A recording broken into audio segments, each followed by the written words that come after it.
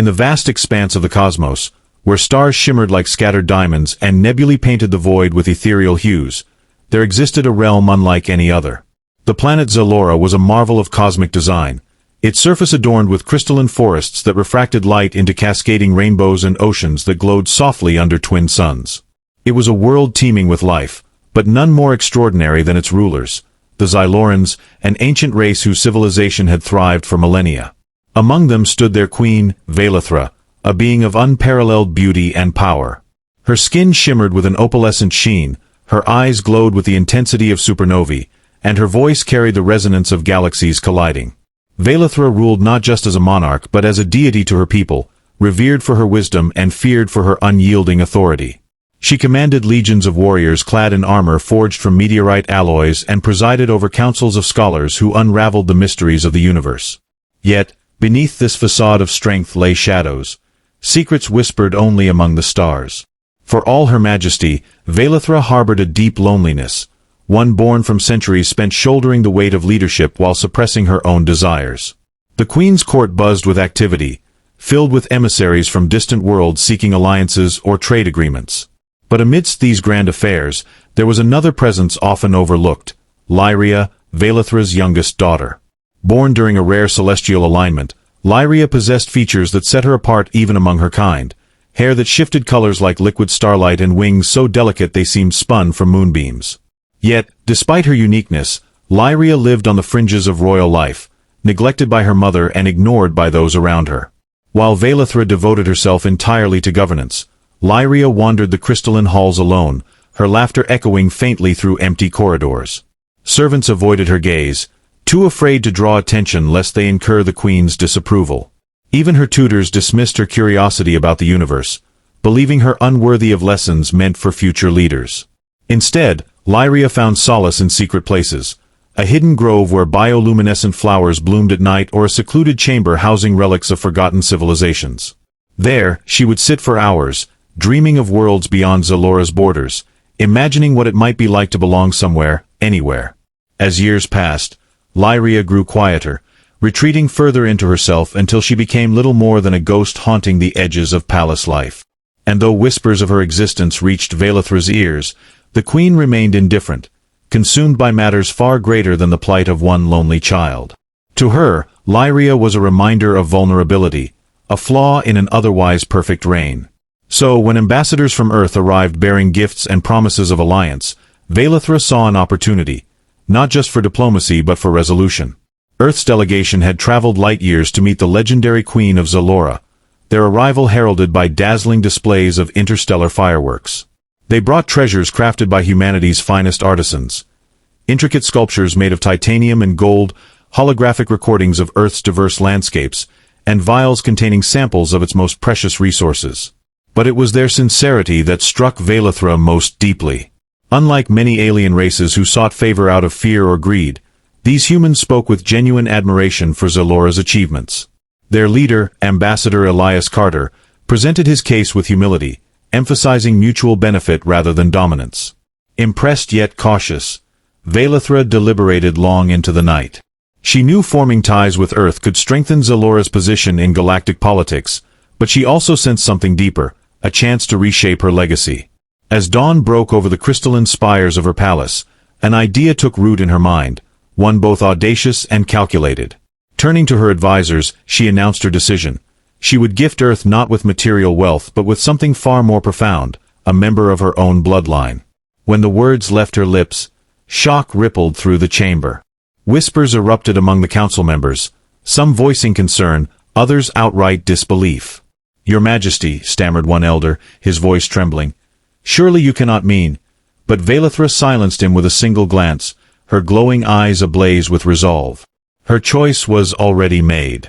Lyria, the neglected daughter whose presence had become an unwelcome shadow in the queen's life, would serve as the ultimate gesture of goodwill, a living symbol of unity between two vastly different worlds.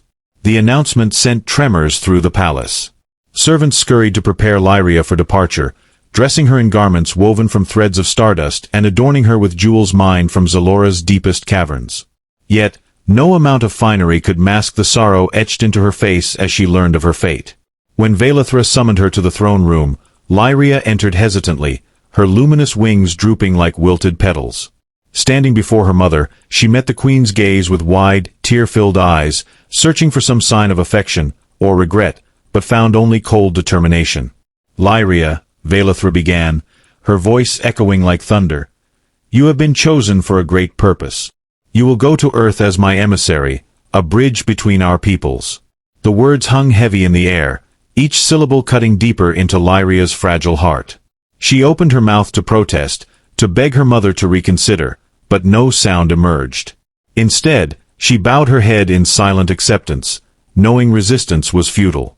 As guards escorted her away, Velathra watched impassively, her expression unreadable. In that moment, she convinced herself this act was not abandonment but sacrifice, a necessary step toward securing Zalora's future. Yet, deep within the recesses of her soul, doubt lingered, whispering truths she dared not confront. The journey to Earth was a blur of hyperspace tunnels and swirling constellations, a voyage that felt both endless and fleeting to Lyria. Encased in a sleek transport vessel alongside Ambassador Carter and his team, she sat quietly, her hands clasped tightly in her lap. The humans tried to engage her, their voices warm and curious, but Lyria offered little more than polite nods and murmured responses. Her mind was elsewhere, replaying memories of Zalora's crystalline forests and wondering if she would ever see them again. Through the ship's observation windows, she gazed at the infinite tapestry of stars, feeling smaller than ever before. When the blue-green orb of Earth finally came into view, Lyria's breath caught in her throat. From orbit, the planet was breathtakingly beautiful, its swirling clouds and vibrant continents unlike anything she had seen on Zalora. Yet, as the ship descended through the atmosphere, her awe gave way to unease. The landscape below was a patchwork of sprawling cities, dense forests, and vast oceans, but it was the sheer scale of human activity that unsettled her. Smoke plumes rose from industrial zones, highways crisscrossed the terrain like scars, and artificial lights blinked incessantly even in daylight. This was a world alive with energy, yes, but also chaos. Upon landing at a secure facility near Washington, D.C., Lyria stepped onto Earth's soil for the first time, her bare feet sinking slightly into the cool grass. A crowd of officials and scientists awaited her, their expressions a mix of fascination and apprehension. Cameras flashed relentlessly, capturing every movement of the alien princess as she stood uncertainly under the unfamiliar sun. Ambassador Carter introduced her formally, his tone reverent as he explained her role as a symbol of peace and cooperation.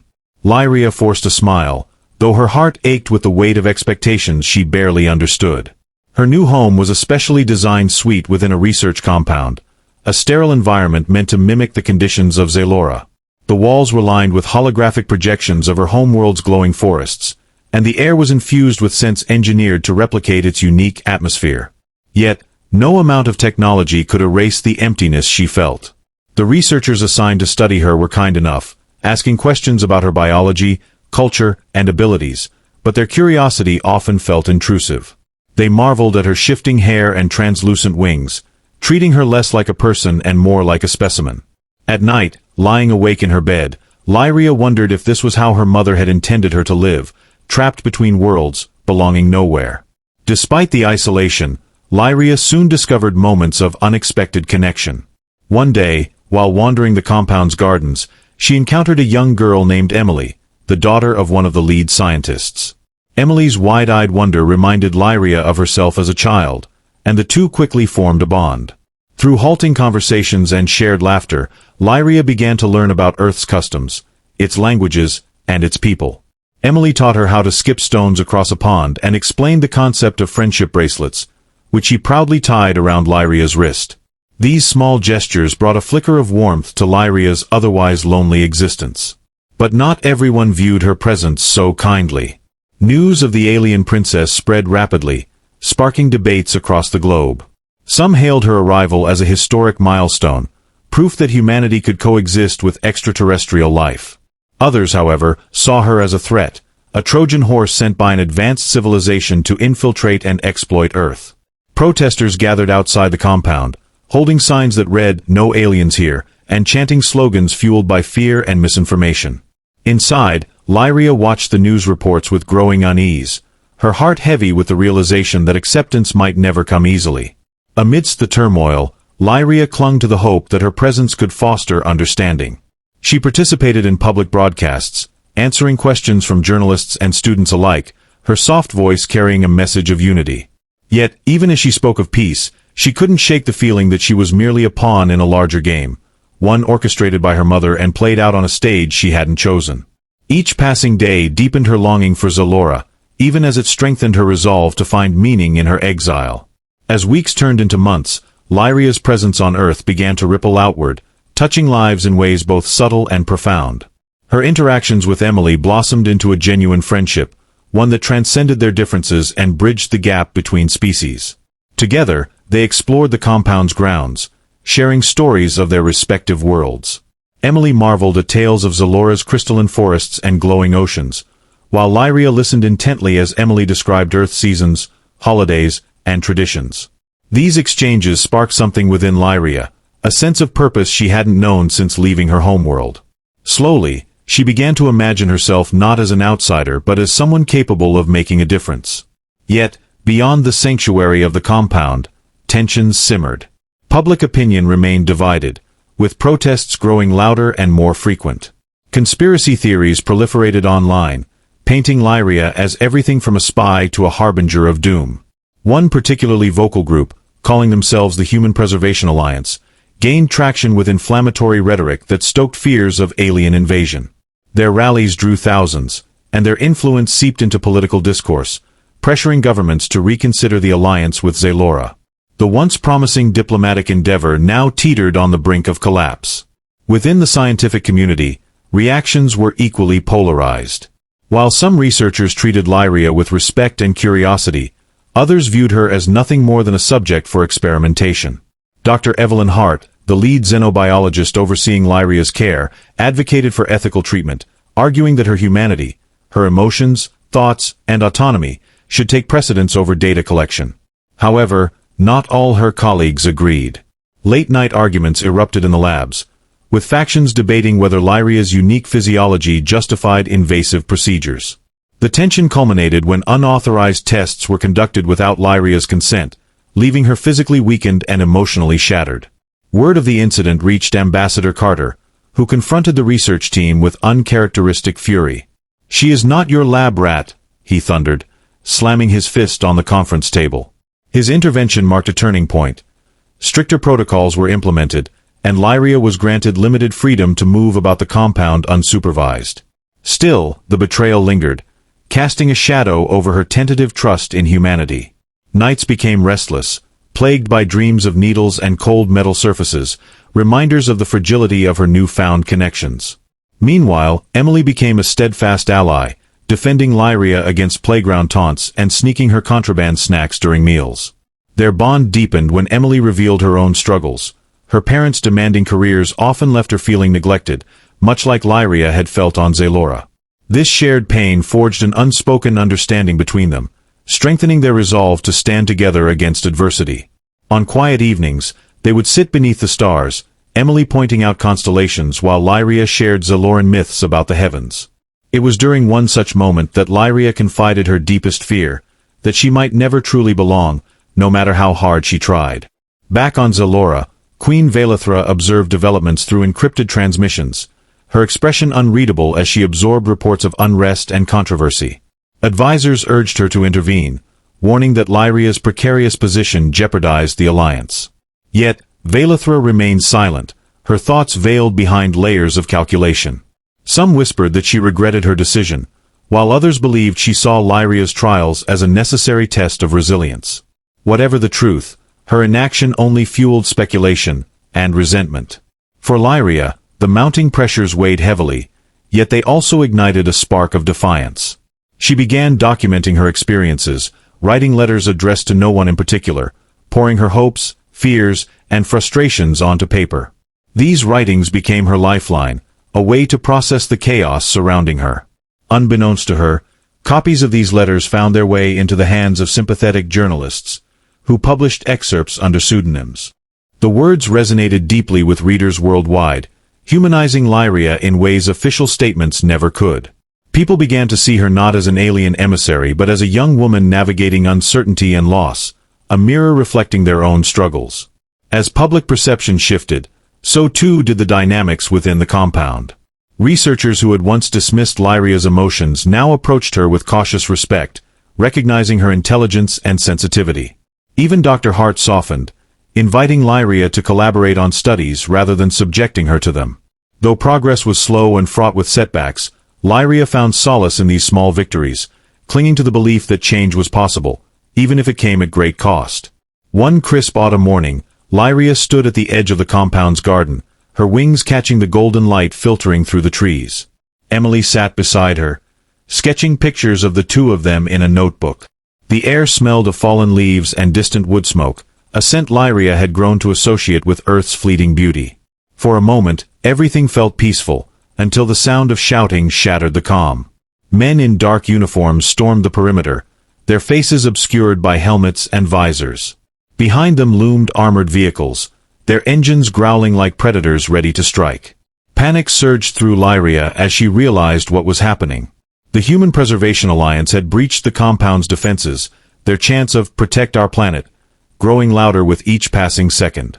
Guards scrambled to contain the breach, but the intruders moved with alarming speed and precision, overwhelming security checkpoints.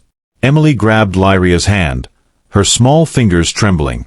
"We need to hide," she whispered urgently, pulling Lyria toward a cluster of bushes near the garden's edge. They crouched low, hearts pounding, as footsteps thundered past. From their hiding spot, Lyria watched in horror as chaos unfolded. Protesters swarmed the facility, smashing windows and overturning equipment. Scientists fled in disarray, clutching laptops and files, while others barricaded themselves inside laboratories. Amidst the mayhem, Lyria spotted Dr. Hart, her usually composed demeanor replaced by sheer panic as she ushered frightened staff members to safety. Then came the crackle of gunfire, a warning shot fired into the air by one of the guards, followed by screams that echoed like thunder. Emily buried her face in Lyria's shoulder, sobbing softly. Time seemed to stretch endlessly as the siege dragged on. Lyria's mind raced, torn between fear for her own safety and guilt over the destruction unfolding around her. Was this her fault? Had her presence brought ruin to this place, to these people who had begun to accept her? She clenched her fists, her nails digging into her palms, trying to steady herself. Suddenly, a figure appeared at the edge of the garden, a tall man wearing a tactical vest emblazoned with the HPA logo. His gaze swept the area, sharp and calculating, until it landed on their hiding spot. "Found you," he snarled, raising a device that emitted a high-pitched whine. Lyria recognized it instantly. It was a containment field generator, designed to immobilize beings with heightened biological frequencies. Before she could react, Emily leapt to her feet, throwing herself between Lyria and the weapon. "Leave her alone," the girl shouted, her voice cracking with desperation. The man hesitated, clearly unprepared for such defiance. Seizing the moment, Lyria wrapped her arms around Emily and unfurled her wings, propelling them skyward in a burst of iridescent light. They soared above the compound, the wind whipping through their hair as shouts and alarms faded below. Lyria's heart pounded as she navigated the unfamiliar airspace, searching for refuge. She spotted a dense forest several miles away and angled toward it, landing gently in a clearing surrounded by towering pines. Emily collapsed onto the mossy ground, gasping for breath, while Lyria scanned the horizon for signs of pursuit. For now, they were safe. But for how long?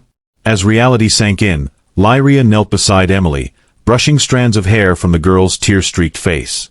"Thank you," she murmured, her voice thick with emotion.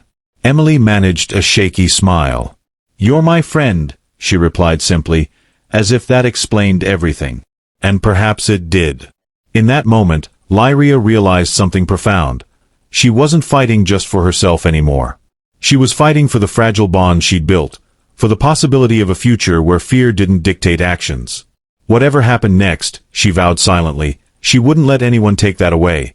Not the protesters, not the politicians, and certainly not her own doubts.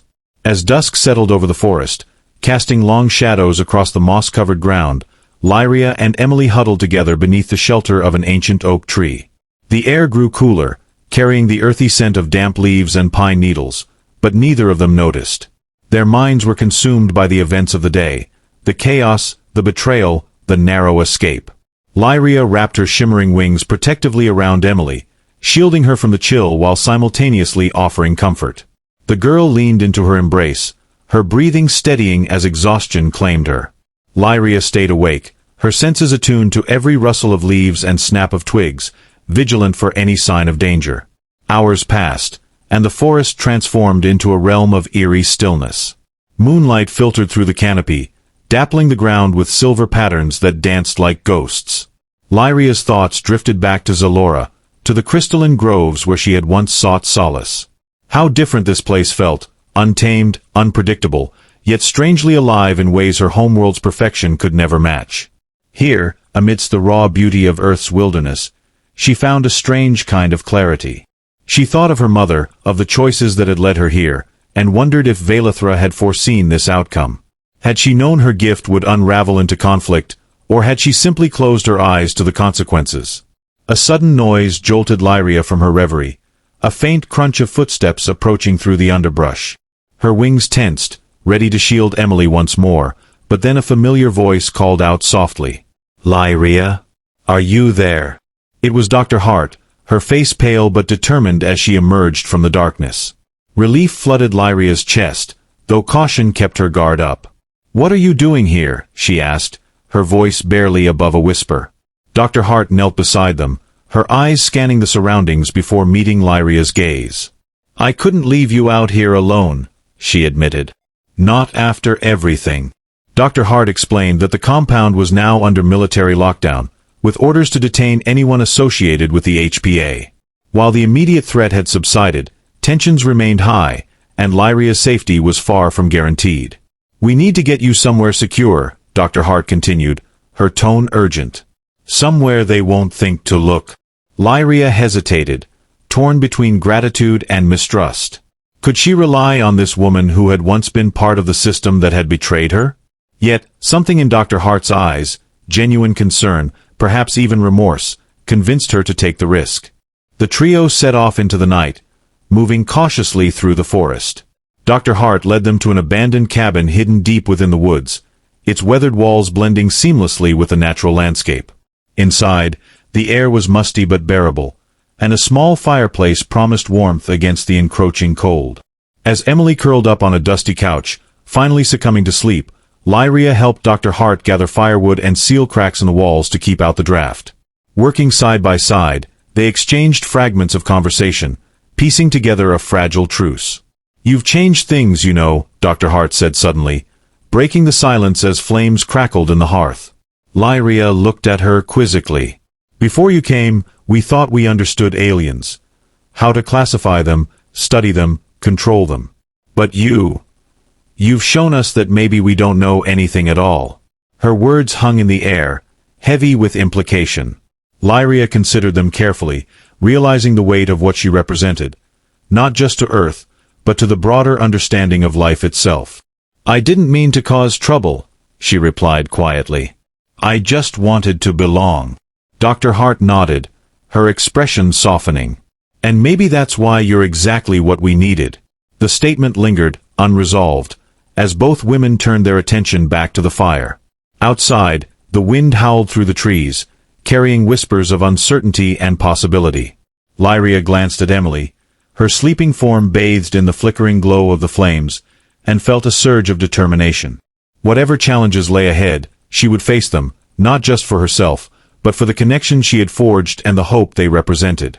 Yet, even as she resolved to fight for her place in this fractured world, questions gnawed at her mind. What would happen when the authorities discovered their hiding spot? Would humanity ever truly accept her, or was she destined to remain an outsider?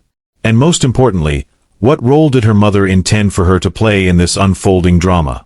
The answers eluded her, shrouded in the same mystery that cloaked the stars above. All she knew was that her journey was far from over, and that the choices she made next would shape not only her fate but the destiny of two worlds intertwined. The days that followed were a blur of tension and quiet resolve. The cabin became both sanctuary and prison, its walls echoing with the weight of unspoken fears. Lyria spent her waking hours tending to Emily, who remained steadfast despite the trauma they had endured. Together, they explored the surrounding woods, gathering berries and mushrooms under Dr. Hart's watchful eye. These excursions provided fleeting moments of normalcy, but the shadow of uncertainty loomed large over their fragile refuge. Dr. Hart worked tirelessly to stay informed, venturing into nearby towns under the guise of a hiker or researcher to gather news. Each return brought fragments of information, some hopeful, others alarming. Public opinion about Lyria continued to shift unpredictably, swayed by viral videos of her escape and impassioned pleas from supporters urging humanity to embrace her as a symbol of unity. Yet, the voices of fear remained loud, amplified by media outlets eager to capitalize on division. Meanwhile, government agencies scrambled to address the breach of the compound, their efforts mired in bureaucratic red tape and conflicting agendas. One evening, as twilight painted the sky in hues of amber and violet, Dr. Hart returned with troubling news. "They're closing in," she said grimly, tossing a crumpled newspaper onto the wooden table. The headline screamed in bold letters, "Alien Threat Escapes Custody, Nationwide Manhunt Underway." Beneath it was a grainy photograph of Lyria mid-flight, her luminous wings ablaze with light. Lyria stared at the image, her stomach twisting with dread. She had hoped their hiding place would remain undiscovered, but now reality pressed down like an impending storm. "We can't stay here much longer," Dr. Hart continued, pacing the cramped room. "If they find us," she didn't finish the sentence, but her meaning was clear. Lyria nodded slowly, her mind racing. They needed a plan, a way to evade capture while finding allies willing to stand against the tide of fear. But where could they turn? Trust felt like a rare commodity in this fractured world, and every decision carried the risk of betrayal. Emily, sensing the gravity of the moment, clung to Lyria's arm. "We'll figure it out," she said firmly, her young voice laced with determination. "We always do." Lyria smiled faintly, marveling at the girl's resilience. In many ways, Emily reminded her of herself, brave in the face of adversity, clinging to hope even when the odds seemed insurmountable. That thought ignited a spark within her. If Emily could believe in her, then perhaps she owed it to herself, and to everyone counting on her, to believe too. Their conversation was interrupted by the distant hum of engines, growing louder with each passing second. Lyria's heart sank as she recognized the sound, vehicles approaching fast. She rushed to the window, peering through the cracked glass to see headlights cutting through the forest like predatory eyes. "They're here," she whispered, her voice trembling. Panic surged, but she forced herself to think clearly. Grabbing Emily's hand, she turned to Dr. Hart. "We need to split up." Dr. Hart hesitated, her brow furrowed with concern. "Are you sure?" she asked. Lyria nodded, her resolve hardening. "If we stay together, they'll catch all of us. You take Emily and head north. I'll draw them away." Before either could protest, she unfurled her wings, their glow illuminating the dim interior of the cabin. "Trust me," she added softly, meeting Dr. Hart's gaze. After a long pause, the scientist relented, nodding reluctantly. "Be careful," she murmured, pulling Emily close. As the vehicles drew nearer, Lyria slipped out the back door, her movements swift and silent. She darted through the trees, deliberately making enough noise to attract attention. Behind her, she heard shouts and the crunch of boots on leaves as pursuers gave chase. Her pulse thundered in her ears, but she pushed forward, weaving through the dense foliage until she reached a rocky ravine. With a deep breath, she leapt into the air, her wings catching the wind as she ascended above the treetops. Below, flashlights swept the forest floor, beams of light slicing through the darkness. Voices called out, some angry, others tinged with desperation.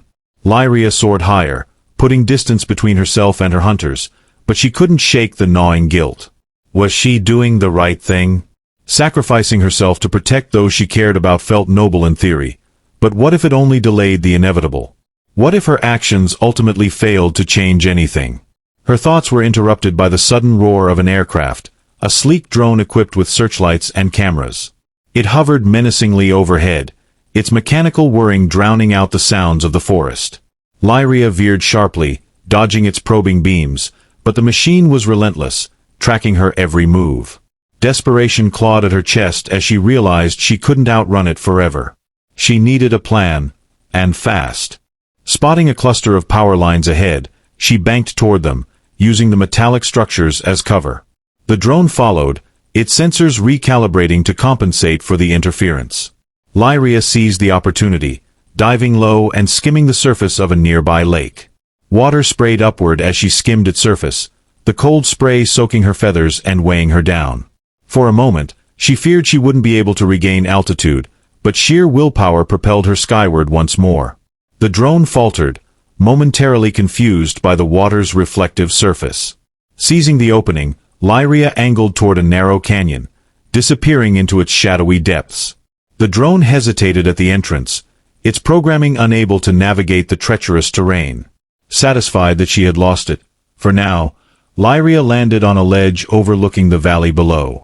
Her body trembled with exhaustion, her wings drooping as she collapsed against the cool stone. From her vantage point, she watched the chaos unfold in the distance. Searchlights crisscrossed the forest canopy, helicopters circled like vultures, and the hum of engines reverberated through the night. Yet, amidst the turmoil, something caught her eye, a flicker of movement near the edge of the woods. Squinting, she made out two figures moving cautiously through the underbrush. One was small and slight, clutching the other's hand tightly. Relief washed over her as she recognized Emily and Dr. Hart, still alive and seemingly unharmed. But their journey was far from over. Even as Lyria watched, another vehicle emerged from the tree line, its occupants scanning the area with military precision. Time seemed to slow as the figures below froze, caught in the harsh glare of headlights. Lyria's breath hitched, her heart pounding as she debated whether to intervene. She had promised to keep them safe, yet stepping back into the fray risked undoing everything she had sacrificed. Before she could act, a new sound pierced the air, a chorus of voices rising in defiance. Emerging from the shadows came a group of people, their faces illuminated by lanterns and torches. Some carried signs bearing messages of solidarity, others held makeshift weapons, ready to defend the fugitives. At their forefront stood a familiar face, Ambassador Carter, his expression resolute as he stepped between the soldiers and the frightened pair.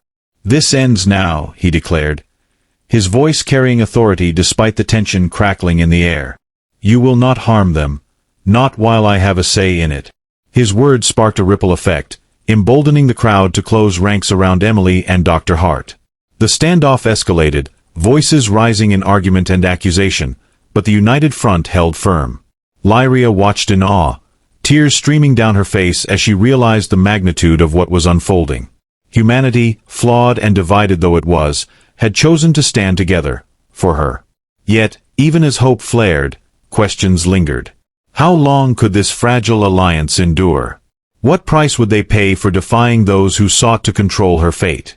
And most importantly, what role did her mother truly intend for her to play in this cosmic drama? As dawn broke over the horizon, painting the world in shades of gold and crimson, Lyria knew one thing for certain. The choices she made next would shape not only her destiny but the future of two intertwined worlds.